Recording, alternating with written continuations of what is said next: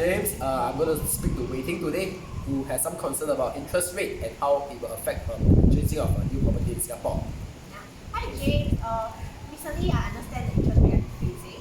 Do you think it's still a good time to look into properties since the interest rate are increasing? Is it your first property or your second property? I'm looking at first property for investment because I will still be staying with my parents. That's why with this spare cash that we are looking at, so first property as an investment, is it still good? I think for investment wise, we know as Singaporeans that we are brought up in a way that property in Singapore are a very safe asset for us to invest into.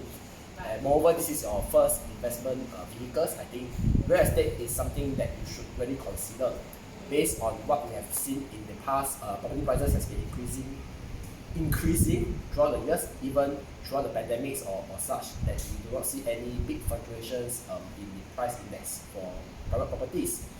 So despite the increasing of interest rate in the US, whereby Singapore will follow suit, I don't think that should be a hindering factor to let you have a decisive factors whether you should buy a property or not. Because in my opinion, if this is something that you are looking into as an investment, you should always go ahead.